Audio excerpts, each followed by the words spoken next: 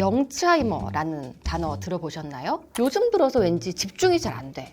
약속을 자꾸 깜빡거리고 어제 뭐 했는지 가끔 전혀 기억이 안 나. 저는 사실 제 전화번호도 좀 헷갈릴 때가 있거든요. 사연 하나 볼까요?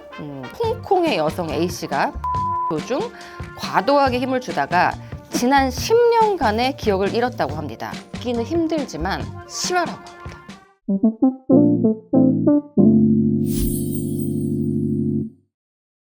안녕하세요. 너나코. 오늘은 간단한 질문으로 시작을 좀 해볼게요. 어제 점심 뭐 드셨나요? 전화번호 혹시 몇 개나 외우고 있으세요? 제가 이런 질문을 드리는 이유는 오늘 주제가 바로 기억력이기 때문입니다. 혹시 요즘 단어 중에 영츠하이머라는 단어 들어보셨나요? 알츠하이머를 영츠하이머, 그러니까 젊은 사람도 걸리는 병이라고 해서 영츠하이머라는 신조어가 생겼다고 해요.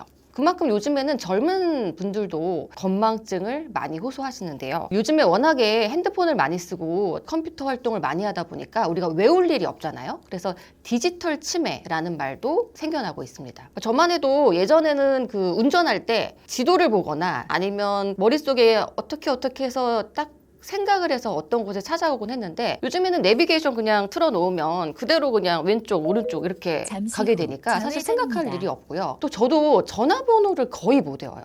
저는 사실 제 전화번호도 좀 헷갈릴 때가 있거든요. 예전에는 이걸 전화를 다 외워서 했는데 요새는 그냥 이름으로 저장해서 뭐 단축키나 이렇게 눌러버리니까 우리가 사실 머리를 쓸 일이 별로 없는 거죠. 현대인들이 더 똑똑해져야 될 것 같은데 현실적으로는 건망증 혹은 기억력 장애가 더 많이 나타나고 있다. 실제로 우리나라 성인 남녀 10명 중 4명이 이 순간적으로 깜빡깜빡하는 증세를 하루에 3번 이상 겪고 있다고 답했는데요. 근데 이렇게 자꾸 깜빡깜빡하는 이유가 뭘까요? 이제 이거는 중요한 게 나이대별로 좀 생각을 해보셔야 돼요. 모든 치매에서 우리가 가장 큰 위험 요인을 꼽자면 우리가 이거는 나이라고 이야기를 합니다. 이 말은 사실 20대나 30대 그리고 40대 정도까지는 내가 치매 아니야? 이거? 라고 생각할 염려가 사실 거의 없다는 얘기입니다. 그럼 다른 이유가 있겠죠. 정신과에 오시는 분들의 대부분 건망증은 스트레스가 대부분입니다. 우리 머릿속에 이 해마라고 하는 기억력 저장 창고가 있는데 용량이 있거든요. 너무 많은 일을 혹은 너무 많은 생각을 하다 보면 오히려 뇌는 로딩이 많이 걸려서 더 이상 쉴 공간이 없어진다는 거죠. 그래서 20대나 30대, 40대에서 건망증이 심해지거나 치매 걸린 거 아니야? 라고 생각을 하신 경우에는 일의 과부하, 스트레스의 과부하, 이게 대부분입니다. 이게 우울증의 한 증상으로 올 수도 있거든요. 그러니까 이게 우울증이라는 게 꼭 눈물이 흐르거나 슬프거나 이런 것만이 증상이 아니고 말 그대로 나는 마음은 별로 슬프지는 않은 것 같은데 요즘 들어서 왠지 집중이 잘 안 돼. 책을 보는데 읽기는 하는데 기억이 안 나. 혹은 내가 분명히 나이가 들지도 않았는데 요즘 들어서 약속을 자꾸 깜빡거리고 어제 뭐 했는지 가끔 전혀 기억이 안 나. 그런 경우가 반복된다면 사실 이것도 넓게 보면 우리가 우울증의 하나의 증상으로 볼 수도 있다는 거예요. 근데 이 정도에서 머무르는 게 아니고 완전히 기억이 사라지는 때가 있어요. 우리가 기억 상실증이라고 이야기하기도 하는데 사실 예전에는 드라마나 이 영화의 단골 소재이기도 했었죠. 그래서 이게 기억 상실증 사실 현실적으로 그렇게 많지는 않아요. 이렇게 젊은 나이에 갑자기 내가 모든 것들을 살아온 거를 잊는다. 열심히 살다 보니까 재벌집 딸이라는 걸 알게 됐다. 저도 좀 그랬으면 좋겠는데 그런 경우는 사실은 흔하진 않고요. 좀 극화된 경우가 있긴 하고요. 그렇지만 이런 경우가 진짜 있기는 하는데요. 응급실에서 일을 하다 보면 우리가 보통 선생님 갑자기 기억이 아무것도 안 나요. 어제 혹은 오늘 아침부터 지금 일이 갑자기 기억이 안 나. 내가 누군지도 모르겠어요. 이렇게 병원에 오시는 분들이 있거든요. 이때도 중요한 거는 우선 나이가 중요합니다. 나이가 20대인지 혹은 30대인지 아니면 50대 이상인지에 따라서 아주 중요하게 원인이 바뀔 수 있는데 이게 좀 젊다, 아무튼 40대 이하다 싶으면 대체적으로 우리가 이거를 TGA, 일과성으로 일어나는 전반적인 기억 상실증이라는 단어인데 이제 이런 질병명이 있거든요. 자기가 어떤 사람인지도 모르고 어떤 일이 일어났는지도 모르고 이렇게 몇 시간 동안 기억을 완벽하게 상실하는 일이 종종 있다는 거죠. 저도 이제 그 수련할 때 응급실에 있으면 이런 경우가 있었거든요. 근데 그러면 이유가 뭐냐? 이유는 없어요, 사실은. 이게 뭐 혈관이 막히거나 뭔가 뭐 뇌가 뭐 잘못되거나 이런 게 아니라 사실은 심리적인 충격이나 이런 것들이 대부분 동반되는 경우가 대부분이긴 한데요. 그런 경우에 정말 기질적인 원인 없이 쉽게 말하면 뇌에 큰 변화가 있는 건 아닌데 정말 깜빡 기억을 상실하고요. 이게 다행히 그렇게 오래 가지는 않습니다. 이게 이제 드라마랑 현실의 차이인데 드라마에서는 막 몇 달, 뭐 몇 년 이렇게 가는데 사실 그런 경우에는 거의 없다고 봐야 돼요. 네, 이게 나이가 혹시 40대 이상이 됐을 때 이런 경우가 발생하면요. 우리가 TIA, Transient Ischemic Attack, 그러니까 일괄성 허혈성 발작이라고 하는 병을 의심을 해봐야 되는데요. 요거는 사실은 좀 위험합니다.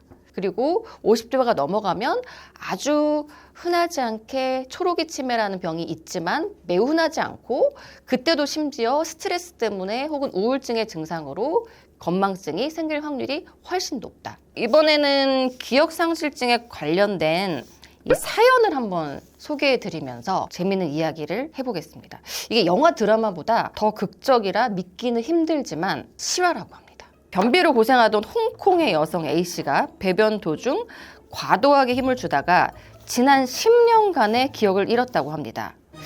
다행히 A씨의 기억은 8시간 후 돌아왔는데요. 그녀는 자신이 기억을 잃었다는 것을 전혀 알지 못했다고 합니다. 배변 도중에 힘을 주는 게 사실 일시적으로 뇌압을 높이고 실제로 이때 이제 스트로크, 뇌졸중이 오는 경우 있거든요. 특히 화장실에서 겨울에 뭐 용변을 보시다가 또 보고 일어나다가 스트로크가 오는 경우는 노년기에 꽤 많아요. 그래서 되게 조심해야 될 거긴 한데, 그리고 위험 인자가 뭐 고혈압이나 여러 가지 고지혈증 같은 게 있는지 좀 봐야겠다라고는 하겠지만 대체적으로는 TIA 혹은 TGA에 가까울 것 같긴 합니다.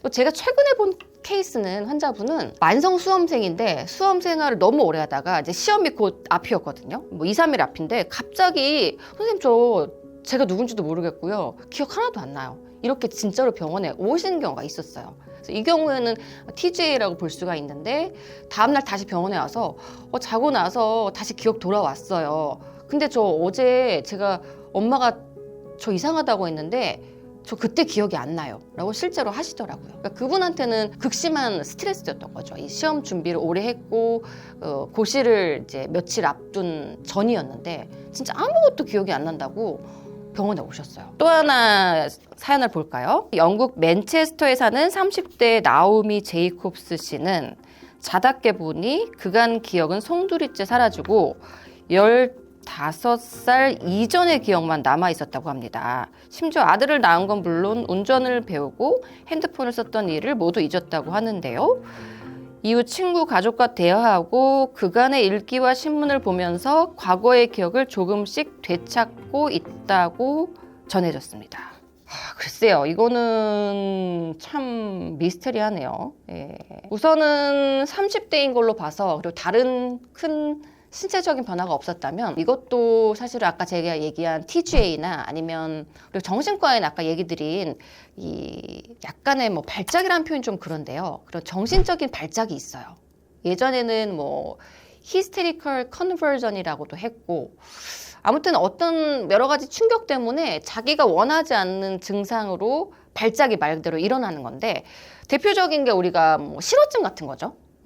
그 아이들 같은 경우에도 갑자기 충격을 받거나 뭐 부모님이 갑자기 돌아가시거나 이럴 때 실어증이 꽤 오거든요. 이 실어증이 말을 하는 기능을 잃거나 기억을 잃은 게 아니라 자기는 말을 진짜 하려고 하는데 말이 안 나오는 거예요. 그래서 이분 경우에도 이제 대화도 하고 여러 가지 지지적인 환경 그리고 여러 가지 과거에 노출을 시키면서 회복이 되고 있다고는 하는데 말 그대로 이게 정신적인 스트레스나 이전의 트라우마 같은 것들이 내 기억을 그냥 누르는 거거든요. 그러니까 나는 옛날 기억하고 싶지 않아. 너무 힘들어. 그래서 나도 모르게 무의식적으로 방어 기제에 따라서 정말 무의식이 날 누르고 있는 거기 때문에 무의식을 의식으로 컨트롤하기가 어렵다. 그래서 사실 치료가 쉽지는 않은데 치료가 또 어느 순간 드라마틱하게 되기도 합니다. 네. 기억력을 좋게 하려면 어떻게 해야 될까요? 기억력 좋게 하려면 저는 우선은 개인적으로는 잠을 잘 자야 된다고 생각합니다. 이게 제가 뭐 정신과 의사로서나 그다음에 뇌를 공부한 사람으로서 저는 무조건 잠을 충분히 자요. 잠을 자는 시간에 많은 스트레스가 내가 낮 동안 겪었던 정신적인 고통이 자연적으로 치유가 되는 시간입니다. 이때 뇌에 쌓여있던 스트레스가 많이 정리가 되기 때문에 그래야 다음날 또 내가 뭔가를 입력할 수 있고 기억할 수 있는 거거든요. 근데 공부를 잘하려고 잠을 막 조금 잔다. 그럼 내가 낮 동안 있었던 스트레스나 좋지 않은 기억들을 정리할 휴식의 시간을 뺏기는 거기 때문에 결론적으로는 나의 저장 공간이 점점 줄어드는 것과 마찬가지예요. 차라리 아무튼 너무 머리가 복잡할 때는 아무 생각 없이 할 수 있는 단순한 거 있잖아요. 한 15분 정도 정해놓고 그냥 아무 생각 없이 어디 걷고 오기. 아니면 뭐 15분, 20분 정해놓고 청소 아무 생각 없이 그거 하기. 뭐 설거지하기 뭐 이런 것들 하면 생각보다 그 시간 동안 뇌에 잡생각들이 많이 없어지기 때문에 뇌로서는 일하는 스트레스 로딩이 좀 줄어드는 시간이 되고 나름대로 뭐 마음의 평화뿐 아니라 뇌 건강에도 도움이 됩니다. 뇌가 쉬는 시간은 몸에 집중하는 시간이다. 아무튼 우리가 머리를 좋게 하고 싶으면 잠을 잘 자야 되고요. 그리고 몸을 많이 쓰는 게 오히려 도움이 되고 그리고 사실은 젊은 사람은 치매 걱정을 할 필요는 없다. 네, 아무튼 오늘의 너나코는 기억력 그리고 뭐 기억상실증 이런 것들에 대해서 간단하게 알아봤는데요. 제일 중요한 거는 연령별로 우리가 생각을 해봐야 된다는 거고 그리고 스트레스와 무관하지 않는다. 다음 시간에 또 뵐게요. 또 만나요.